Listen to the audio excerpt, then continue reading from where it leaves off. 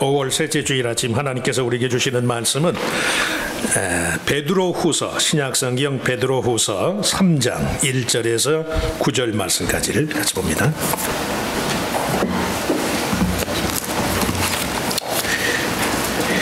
베드로후서 3장 1절에서 9절 말씀.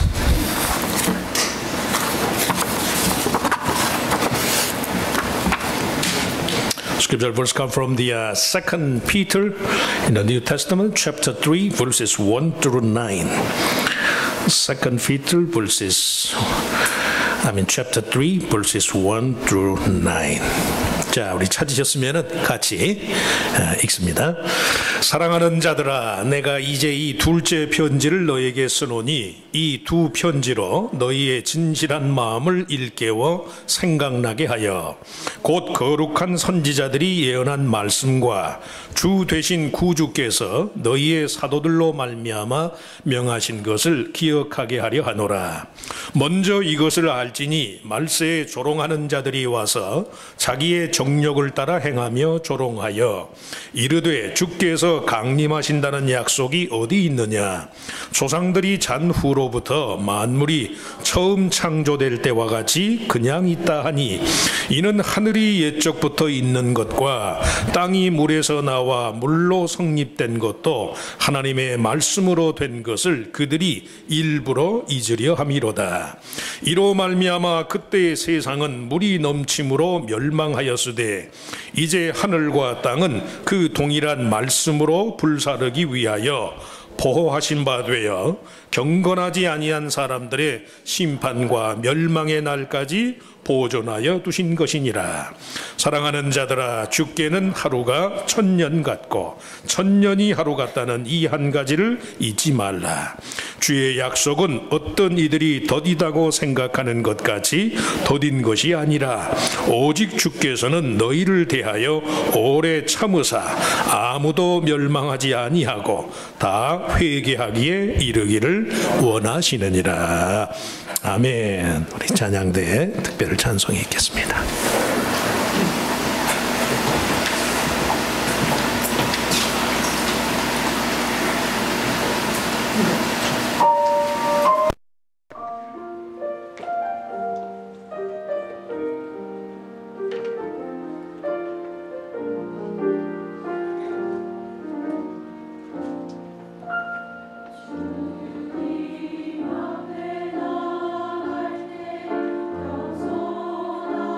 주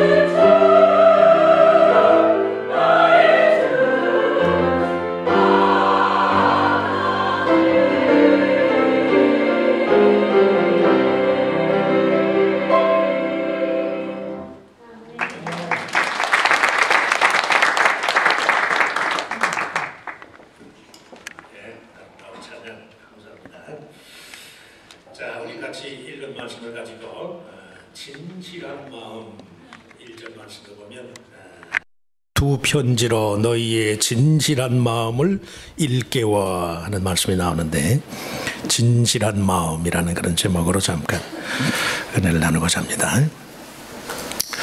우리가 한 번도 가지 않은 길은 바로 다른 사람의 마음속에 있다. 그런 말이 있어요. 우리가 한 번도 가보지 않은 길은 타인의 마음속에 있다. 다른 사람에 대한 주관적인 판단 혹은 과도한 기대감 때문에 항상 소통의 문제를 안고 살아가는 인간의 한계를 지적하는 말이, 사람이 너무 편견도 문제지만 다른 사람에 대한 기대감이 너무 크면요 의사소통이 안 돼요. 쉽게 마음이 상하니까 내 마음 알아주려니 부부간에도 모를 때가 많잖아요. 저희 집사람이 늘 하는 얘기가 좀 말 좀 하라고, 말 좀. 입을 딱 닫고 있으면 당신이 나 사랑하는지 뭐 하는지 어떻게 아느냐고 항상 물어봐요. 아, 나 사랑해? 사랑하지 그럼. 왜 사랑 안 하겠어요? 인간의 한계. 소식을 알리거나 정보를 나누는 식의 소통의 수단은 많지만 서로의 진심을 알고 나누는 식의 교제는 얼마나 어려운지 몰라요. 요새는 뭐 카톡, 모바일 메신저가 또 흔하니까 카톡이나 모바일 메신저 상으로는 소통이 잘 되는데 편지를 쓴다 치면 얼마나 어려운지 몰라요. 요새 아마 편지 쓰는 분이 누가 있을까 싶기도 한데, 편지 쓰는 게 왜 어려운가? 어떤 사람이 한 3가지 이유. 첫 번째는 변비형 사고, 생각이 변비에 걸린 거예요. 변비형. 삼가 아래입니다. 귀하의 건강과 하시는 일이 날로 번창하기를 바랍니다. 아, 이런 상투적인 얘기를 하고 나니까 그 다음에는 말을 못 하겠는 거예요. 그냥 적당히 하면 되잖아요. 상투적인 문구를 쓰다가 그만 자기 나름의 대화법이 막혀요. 이런 사람을 가리켜서 변비형 사고를 갖는 사람. 둘째는 편지지 낭비형이 있어요. 너무 잘 쓰려고 오버하다가 자기 마음을 놓치는 거예요. 처음부터 그냥 거창한 형식으로 시작을 하다가 글이 아무래도 자기 자신의 기대감을 채우지 못하니까 편지지만 버리는 거예요. 편지지만. 편지 한 장 쓴다 치면 어떤 사람은 그냥 노트 한 권을 다 버려다. 그냥 있는 대로 쓰면 되지 뭘 그냥 막 포장을 해서 쓸래니까. 편지지 낭비형이더라. 마지막 3번째가 복사형이래. 복사형. 남의 말을 베껴 쓰다가 자기 말이 없는 거지요. 남의 말을 베껴 쓰면 상대방으로 하여금 자기가 아닌 가상의 사람과 대화하도록 만들기 때문에 이 복사형으로 편지를 쓰는 사람들을 가리켜서 최소한의 의사소통에 예절마저도 없는 사람들이다. 집마당이 없는데도, 젊어서 연애편지 쓸 때 여자한테 마당에 참새가 날아들고 지금은 여름인데도 가을 추수 들판에 허무함이 나게 있습니다. 편지들을 안 쓰니까 별로 마음에 와닿는 게 없으신가? 진실한 편지는 상대를 설득하는 도구가 돼요. 사람이 말을 진실하게 편지를 하면 상대를 설득하는 도구가 된다는 말씀이에요. 창의력과 문장력을 더해주고 주위 사람들과의 관계는 물론 낭만과 감수성을 더해줘요. 무엇보다도 편지를 읽는 사람과 쓰는 사람 자신을요 영원히 기억하게 해줘요. 진심을 담아서 쓰는 편지는 그 편지의 대상에게만 아니라 쓰는 사람 자신에게도 이 세상에서 단 하나뿐인 진실한 마음과의 조우를 가능케 한다는 말씀이에요. 그럼으로써 그 사람의 생각과 생활 방식을 영혼의 빛 아래서 하도록 도와주는 효과가 있어요. 그런 편의 위력이 그와 같아. 진실한 마음을 담아서. 그래서 어떤 사람의 모든 진실한 편지는 자기 스스로에게 붙이는 것이다. 자기 스스로에게. 남에게 진실한 말을 하는 사람은요 그 말이 자기에게 하는 거예요. 자기에게. 자기의 진심을 찾는다는 말씀이에요. 예수 그리스도 안에서 인류를 향한 하나님의 영원한 구원의 약속을 담고 있는 성경, 특별히 신약 성경의 27권의 책 가운데 복음서 4권과 역사서 1권 그리고 계시록 1권을 제외한 21권의 책이 전부 편지예요. 편지. 성경은 편지예요. 편지. 성경은 하나님의 사랑의 편지입니다. 따라서 해보실까? 성경은 하나님의 사랑의 편지입니다. 사랑의 편지. 편지의 의미가 이와 같다니까요. 하나님이 당신의 진심을 담아서 우리에게 표시한 거예요. 그래서 그 편지를 읽는 사람의 마음도 진실해야 돼. 진실. 사랑하는 자들아, 내가 이제 이 둘째 편지를 너에게 쓰노니 이 두 편지로 너희의 진실한 마음을 일깨워 생각나게 하여. 이런 말로 시작되는 이 본문에 기록된 사도 베드로의 메시지를 이해하는 데 있어서도 꼭 필요한 것이요, 진실한 마음, 진심을 다하는 거예요. 신앙은 당신의 전부를 내어주신 하나님께 내 전부를 다해서 응답하는 게 그게 믿음이에요. 사도들을 통해서 전달된 하나님의 뜻에 대한 바른 이해를 가능케 하는 그 진실한 마음의 첫 번째 요소가 무엇이냐? 그것은 다름 아닌 하나님의 말씀의 진실성에 대한 믿음. 하나님의 말씀의 진실성에 대한 믿음. 베드로 사도 당시 소아시아 지역의 이방 그리스도인의 믿음 생활을 방해하던 이 거짓 선지자들과 교회 안의 거짓 교사들의 공통점 가운데 한 가지가 뭐냐면 12 사도들을 통해서 계승된 믿음의 언약, 이걸 무시하고 조롱해요. 자기 스스로 믿음의 길에 서 있다고 하면서도 구체적인 삶의 내용에 있어서는 자연의 이치를 따르는 거예요. 자연의 이치. 자연의 이치에 따른 삶의 필연적인 결과만을 인정하는 그런 처사예요. 예수의 재림의 약속을 믿고 그 기대감 위에서 지극히 신앙적인 삶의 우선순위를 따라서 살고자 하는 사람들을 가리켜서, 야, 주께서 강림하신다는 약속이 어디 있느냐? 조상들이 잔 후로부터 만물이 처음 창조될 때와 같이 그냥 있다. 이런 주장을 내세우면서 초자연적인 것의 기대감 대신에 자기 자신에 대한 성실함이 삶의 전부다, 이런 식으로 그리스도인들을 괴롭혀요.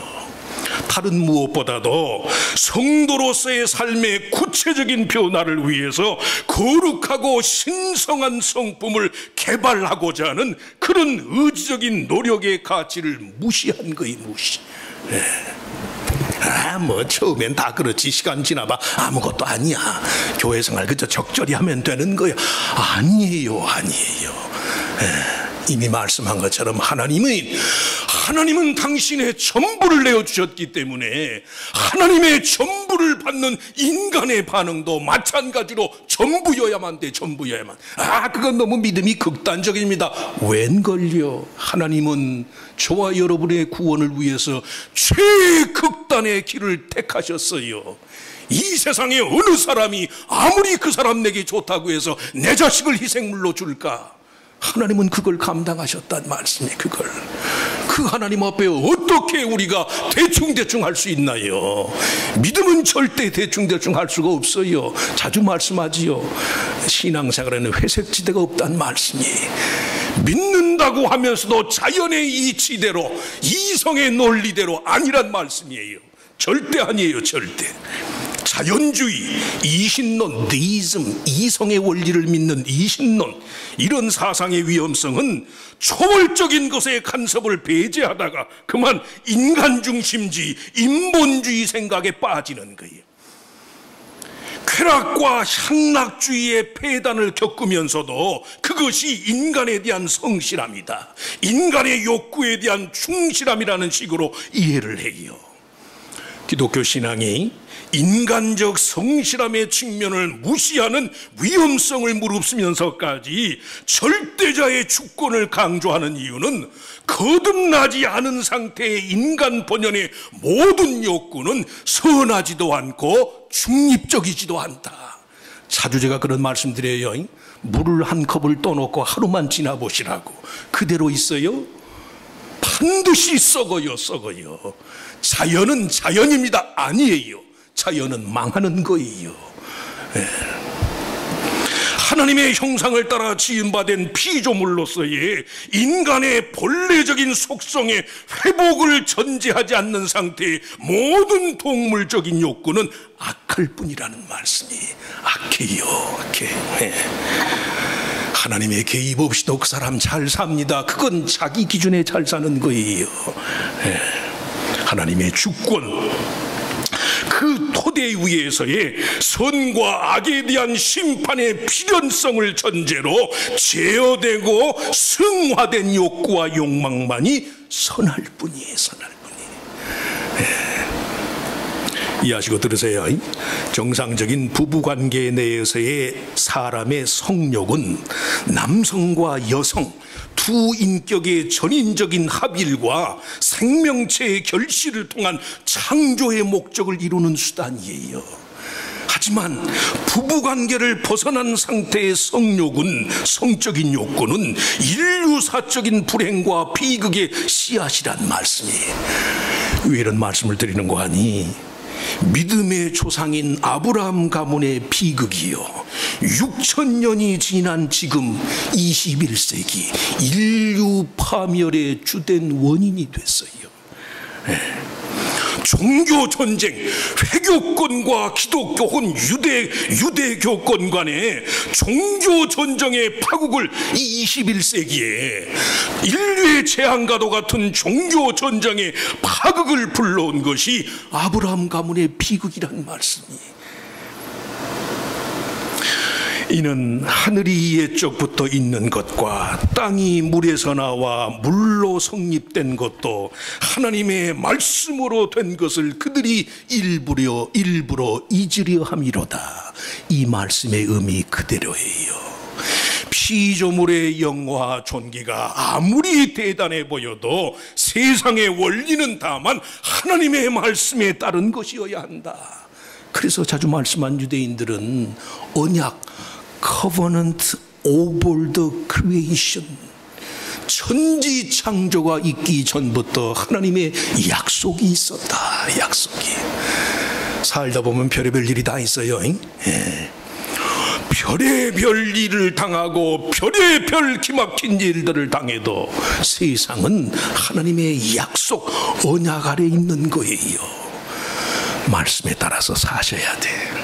믿으시면 아멘.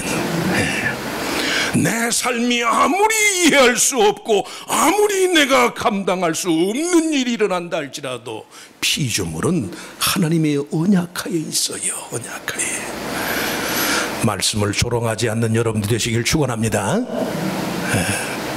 조롱이란 내가 신앙생활하면서 말씀을 조롱할까? 하나님의 절대적인 개입, 어떤 식으로든 하나님이 나와 함께 하시고 내가 하나님을 포기하지 않는 한 하나님은 결코 나를 버리지 않습니다. 이 믿음을 간직하지 않는 게 그게 말씀을 버리는 거예요. 조롱하는 거란 말씀이. 말씀을 조롱하지도 말고 조롱을 당하지도 말기를 축원합니다. 하나님이 붙들어 주신다. 성도의 진실한 마음의 두 번째 요소는 그렇기 때문에 무엇에 있어서건 하나님의 심판은 구원을 이루는 데 있는 것이다. 창조의 원리가 되는 하나님의 말씀을 범한 인간의 모든 행위에 대해서요, 하나님 편의 심판이 있을 거예요. 그런데 그 심판의 예고가 다름 아닌 구원을 통한 하나님 편의 보존을 위한 것이라는 말씀이에요. 오늘 말씀 읽지는 않았지만 베드로서 3장 13절에 새 하늘과 새 땅에 관한 말씀이 나오지요.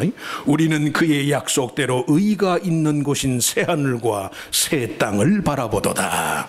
베드로후서만이 아니고 계시록을 보면서 신약의 여러 군데서 새 하늘과 새 땅, 세상 끝날에 되어질 새 하늘과 새 땅의 창조, 이게 전혀 다른 종류의 하늘과 땅인지 아니면 말 그대로 새로워진 하늘과 땅인지에 대한 신학적인 논의가 많아요.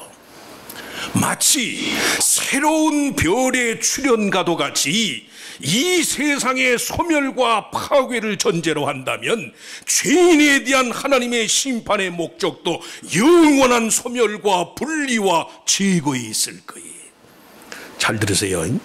끝까지 자기가 회개하지 않고 하나님의 선택을 거부하는 사람들의 최후는 어쩔 수 없겠지만, 일단은 하나님의 심판의 목적이 하늘과 땅을 새롭게 하고 사람을 온전케 해서 저가 다시 사랑받을 만한 대상으로 만들기 위함이라는 말씀이에요. 심판 그 자체가 역사의 끝이 아니라, 심판 그 자체를 인류 역사의 끝처럼 이해하는 사람들의 생각과 달리 성경이 증언하는 세상을 향한 하나님의 일의 끝은 말 그대로 새하늘과 새 땅, 새로운 창조에 있더라는 말씀이에요. 그러한 하나님의 심판의 궁극적인 취지를 아는 사람은 그러기 때문에 모진 심판의 와중에서도요, 심판 자체만으로 자신과 모두의 삶의 끝을 인정하지 않아요. 끝은 새로운 시작이니까. 새로운 시작, 새로운 창조의 발판을 마련하는 그런 마음가짐으로 산다는 말씀이, 가정이든 사업이든 인간관계든 다 마찬가지.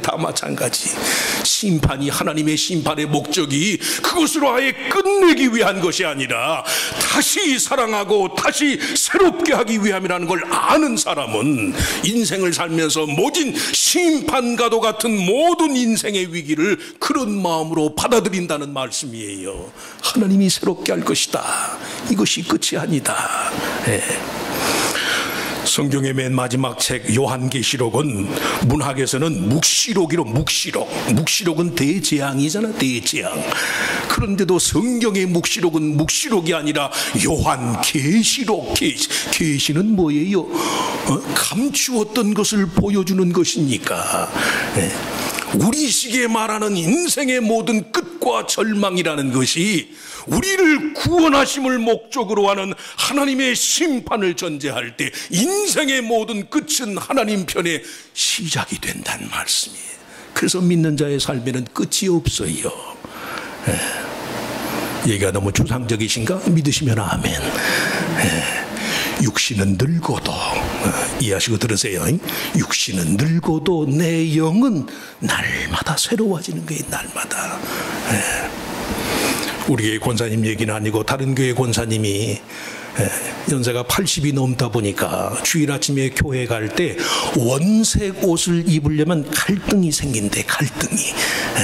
내가 이런 빨간 노란 원색 옷을 입으면 젊은 사람들이 나를 흉보지 않을까 막 갈등을 한대요. 그 권사님이 딸이 많아서 딸들이 처음부터 화려한 옷만 사준대나. 나이 드니까 젊은 사람 눈치를 보는 거지. 이 나이에 내가 이런 옷을 입어도 될까? 입어도 돼요. 믿으시면 아멘. 입으시라고. 제가 20대는 아닌가 30대 초반인가 한국에 있을 때요, 봉사팀으로 오신 그 봉사팀에 그 양반이 한 70은 됐을 것 같아. 그 양반하고 그 MT 미팅을, 단체 미팅을 했잖아요. 천안에서 신학교에 있을 때. 80 넘은 노인인데도 젊은 신학생들하고 저녁에 커피점에서 커피 마신다고 그러니까 지금도 안 잊어버려. 빨간 스웨터에 파란 청바지에 하얀 그 리복 스포츠 운동화를 신고 나오셨더라고. 그리고 저하고 신학생들하고 미팅을 했어요. 미팅을. 이야, 성도의 삶은 늘 새로운 시작이로구나. 화려한 옷들 많이 입으시라고요. 특별히 봄철에 화려한 옷들 많이 입으시라고. 육신의 끝이 아니거든. 인생의 끝이 심판을 끝내기 위한 것이라고 믿는 사람은 그걸로 끝나는 거예요. 나 죽으면 그만이지 아니에요. 모든 하나님의 심판은 그 백성의 구원을 이루기 위한 새로운 시작이거든. 그래서 이 세상이 창조로 시작하고 심판으로 끝나는 것이 아니라 심판의 과정을 통한 재창조로 세상이 끝나요. 그리고 영원히 이어질 참이야. 그래서 믿는 자의 삶에는 시작만이 있다는 말씀이에요. 지난주에도 말씀했어요. 다이어트가 뭐라고요? 다이어트는 다이어서 다 이어서 실패하면 또 하고 실패하면 또 하고, 그래서 다 이어서. 다이어트 means 다이어서. 진실한 마음의 세 번째 요소는 삶의 온갖 쟁점들을 능가하는 하나님의 순전한 사랑의 마음에 있다. 오늘 6절에 이로 말미암아 그때의 세상은 물이 넘침으로 멸망하였으되 이 말씀 속의 물은 심판의 수단일 뿐만 아니라 창조의 수단이기도 해요. 물은 성경에서 혼돈과 무질서의 상징인데, 하나님의 창조 역사를 보면 그 무질서하고 혼돈스러운 물의 경계를 정하는 방식으로 이 세상을 하나님이 창조한다는 말씀이에요. 물 자체의 의미보다도 그 물의 용도와 세력을 규정하는 창조주 하나님의 섭리의 방식에 대한 이해가 먼저라는 말씀이에요. 하나님의 성품 자체에 대한 이해가 우선이에요. 우선. 어렵고 힘든 일을 만나면 그 힘든 일 자체에만 몰입될 것이 아니라 이것을 통한 주권자 하나님의 뜻과 하나님의 섭리가 무엇일까, 이걸 생각하는 거예요. 이걸. 8절에 사랑하는 자들아 죽게는 하루가 1000년 같고 1000년이 하루 같은 이 한 가지를 잊지 말라. 이 말씀에 관련해서 요새 그 유네스코 중동의 그 ISIS들이 판을 치니까 지난 뉴스도 여러 번 보도가 됐어요. 중동 쪽에 그 수천 년 된 인류의 문화유산, 이 무식하고 이 잔혹한 사람들이 수천 년 된 인류의 문화유산을 그냥 한순간에 허물어버려. 한순간에. 얼마나 이 무지하고 무참히 인류의 문화유산들이 무참히 파괴되는 그런 현실을 보면서 정말로 역사의 가치라는 게 아무것도 아닌 것처럼 여겨질 때가 많아요. 무슨 말씀이 수천 년의 역사라 할지라도 그 의미와 가치를 인정하지 않으면 온통 공허함과 무의미함 뿐이라는 말씀이 그 반대도 사실이에요. 영원하신 하나님의 임재를 의식하면서 성도가 살면 일상의 사소한 일을 통해서도 천년의 의미를 되새기게 된다는 말씀이에요. 나는 이렇게 우연히 만난 것이지만 그 우연 속에 하나님은 오늘 나를 있도록 하기 위해서 수천 년 동안의 구원과 창조의 섭리로 나를 이끌어 주신 게로구나. 하나님이 함께하고 하나님의 성품에 대한 바른 이해만 갖는다면 아무리 미흡하고 순간적인 것이라도 영원한 것의 의미를 알게 되는 거예요. 그래서 하나님의 마음에 대한 이해가 중요하다는 말씀이에요.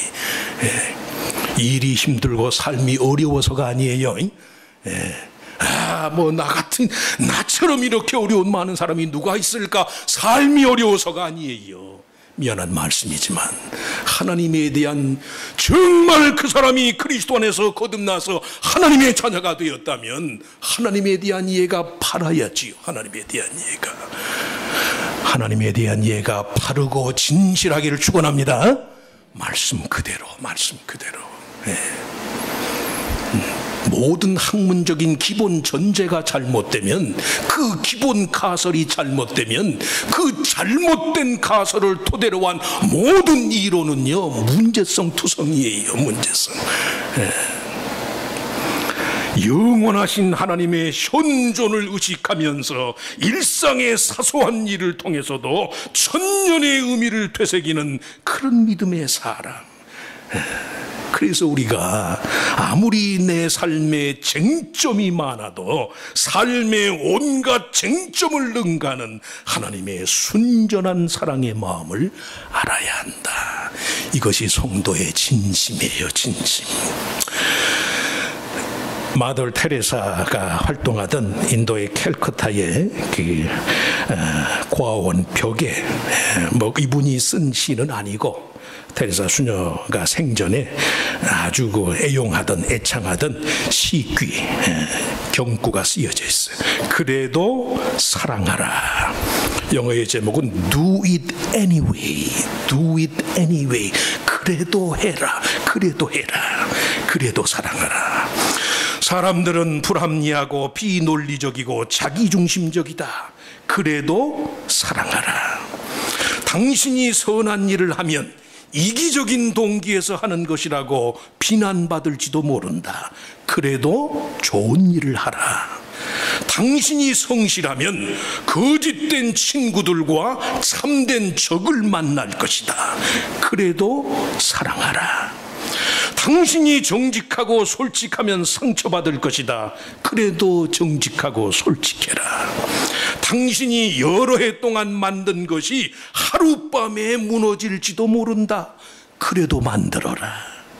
사람들은 도움이 필요하면서도 도와주면 공격할지 모른다.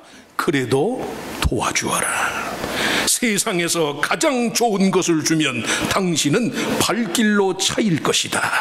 그래도 가진 것 중에서 가장 좋은 것을 나누어 주어라. Do it anyway. 왜? 하나님이 어떤 분이신 걸 아니까.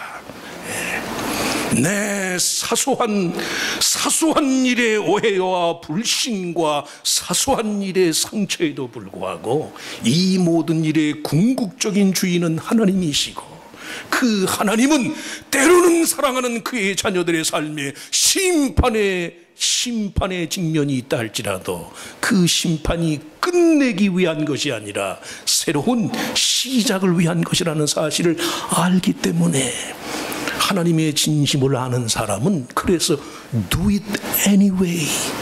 이 말을 조금 바꿔서 believe anyway. 그래도 믿어라. 그래도 믿으시기를 축원합니다. Believe anyway. 세상이 나를 속일지라도 하나님은 그 백성을 향한 뜻이 창조 이전부터 이후까지 동일하시고 영원하니까 하나님의 진심을 아는 사람은 속아도 속질 않아요. 하나님의 진심을 아는 사람은 넘어져도 넘어지질 않는다는 말씀이에요. 왜? 넘어진 그 자리에서도 하나님이 나를 함께 하시니까. 진실한 마음, 진실한 하나님의 마음의 소유자가 다 되시기를 주의 이름으로 축원합니다. 축원합니다. 하나님, 믿음이 이미 그리스도 안에서 당신의 모든 것을 내어주신 하나님께 나도 이 모습 이대로 꾸미거나 가장하거나 나를 드러내기 위해서 외식하거나 안 그런 척하거나 그럴 필요 없이 부족하면 부족한 대로, 넘치면 넘치는 대로 이 모습 이대로 하나님 앞에 진심을 다하는 데 있는 줄 믿습니다. 그렇게 다 하나님 앞에 마음을 드리고 나면 뭐 할까? 뭐가 남을까? 회의와 때로는 차츰 잘나고 똑똑한 그런 인간적인 편견을 가지고 순수한 믿음을 농락하고 우습게 여기려 하지만 그리스도 안에서 하나님을 대할 적마다 하나님은 가장 진실하게 나를 사랑하시고 나를 지으시고 내 구원을 그렇게 보장해 주셨사온즉 주님을 향한 성도로서의 내 마음이 항상 가장 진실한 것이 되게 하여 주시옵소서. 이것이 우리들 모두의 기도와 바람이 되게 하시기를 빌고 원합니다. 문제가 많이 있지만 정말 그것이 외부적인 것만 같지만 정말 하나님 앞에 정직할 때 문제의 원인은 항상 우리 자신에게 하나님을 믿지 못하고 첫째는 하나님을 믿지 못하고 둘째는 내가 나를 신뢰하지 못하기 때문에 그렇게 문제 첩첩이 쌓일 때가 많습니다. 너희의 진실한 마음이 생각나도록 하기 위해서 내가 이 두 번째 편지를 너희에게 보내는 것이다. 베드로 사도의 말씀을 깊이 되새기게 하시고 하나님의 사랑의 마음에 대해서 최선을 다하는 하나님의 진실한 마음에 대해서 우리도 가장 정직한 마음으로 마땅히 하나님께 응답하는 주의 백성들이 다 되게 하여 주시옵소서. 믿사옵고 예수님의 이름으로 간절히 기도하옵나이다. 아멘. 아멘. 잘 일어나셔서 우리 주기도